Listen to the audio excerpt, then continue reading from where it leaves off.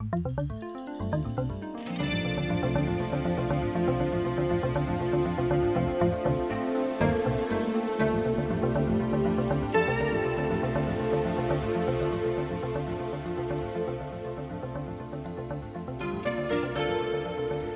I'm Dr. Arno Housman, and you've discovered Vital Signs, a public service program sponsored by Phelps Memorial Hospital and bringing you an in-depth look at medical issues in the news.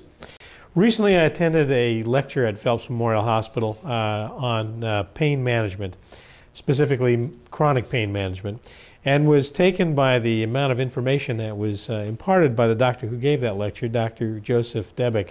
I'm pleased to say that I have Dr. Debiec with us today. Dr. Debiec is a pain specialist in practice at Phelps who is a graduate of downstate and double boarded in both anesthesia and pain medicine from Columbia. And Dr. Debiec, it's nice to have you with us today. Pain management, there's been a dramatic change in pain management over the last few years. And pain management's been in the news recently, especially with management of trigeminal neuralgia and the use of the gamma knife. You don't use a gamma knife, you use other sorts of therapy, but most importantly, the concept of pain is evolving. And let's start with the obvious. Exactly what is pain? Usually what physicians define pain as is an unpleasant sensory or emotional experience. And it has two components, a physical component and an emotional component.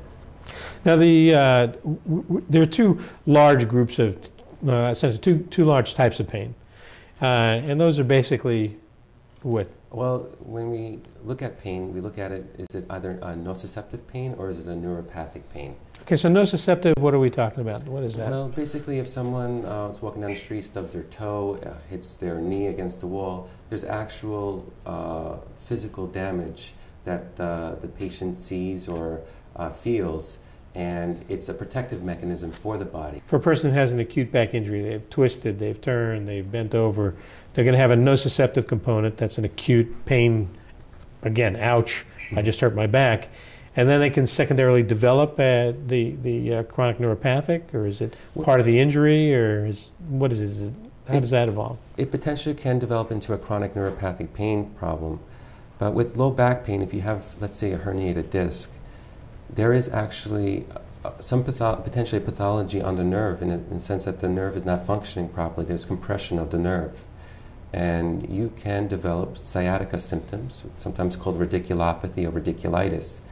And that is a neuropathic component to their acute nociceptive pain. So again, it's the nerve itself that's injured and creating this sensation. And what's the difference in treatment for an acute versus a chronic, neuropathic versus a nociceptive pain?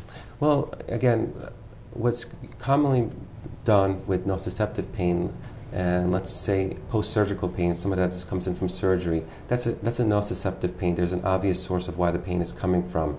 And we usually just treat that with a short course of opioid therapy, a short course of narcotics such as Percocet or Vicodin for 2 to 3 weeks.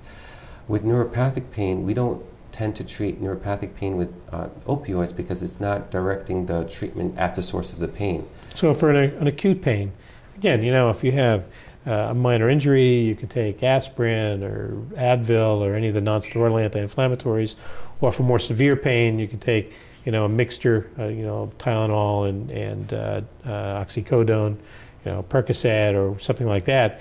And that should be relatively short term, and your pain should be, if it doesn't go away completely, at least alleviated adequately so you can function normally. But for this neuropathic dysfunction, opioids are absolutely the wrong thing to use. The wrong thing to use as first-line therapy, potentially after the patient has tried various medications and or injections or other types of therapies. If they feel that, then at that time it may be worthwhile looking into opioid therapy for them. Now, I know that you're also trained in acupuncture. So let's start with that. How does acupuncture work and how effective is that? When you use acupuncture, it increases your body's endorphins. And what endorphins are your body's natural pain-relieving chemicals. Yeah, opioids mimic endorphins. Exactly. Right? So, so that works. And now, again, these are all also sort of like radicular therapy as opposed to radicular pain. You put a needle in a distant spot and that seems to alleviate the pain somewhere else in the body. How does that work? Well, you know, acupuncture is based on the theory that the body is a source of energy, and you want to help move that energy through different parts if there is some stagnation related to some sort of injury. So when you place various points, and each point has a purpose, it helps move that energy to sources where the energy is needed. Pain management is extremely difficult. You know, there's so many components to it. You know, again, you have to separate nociceptive, acute discomfort from the neuropathic and the emotional problems. And again, you see people who've been suffering from pain for a long time before they actually come to you for reevaluation. What can a person expect when they come into the office? How long before they're going to start experiencing, you know, some sort of response? What I would hope is if there is an interventional modality that I can offer the patient, I would want to do that right away for the patient. And that can be almost immediate. And they can get immediate relief with that. And I'm getting about 80–85% benefit, with patients getting 50% or more pain relief with my injections. Well, that's amazing.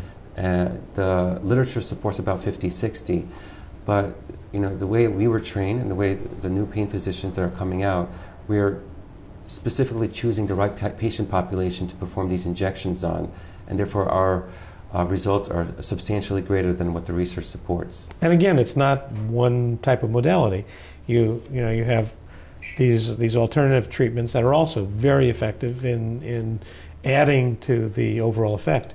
The future of pain management will be a multimodal approach that's going to encompass a variety of different medical genres, including chiropractic, physical therapy, and interventional pain management. And that's the direction that we will go here at Phelps. And I think on that note, it's time to wrap it up. We've run out of time again.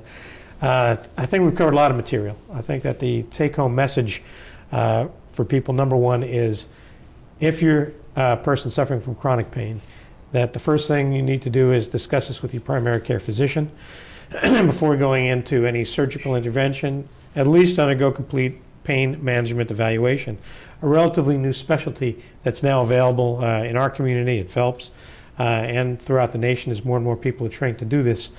Take the time to find out where your pain is coming from, how much of it is acute, nociceptive, how much of it is chronic, neuropathic, and remember that the treatments for each are quite different, and that the treatment for chronic neuropathic pain, especially the kind that we see with back pain, is not one shot solves all problems, but is a multimodality approach, multidisciplinary, and that certainly significant relief can now be achieved where in the past we thought that there was no hope at all. This is especially true for the cancer kind of pains that we see, cancer pain that should at least be alleviated by these combination approaches. The bottom line being that there's hope out there, that people should not have to suffer needlessly, and that you should definitely seek the help that's now available.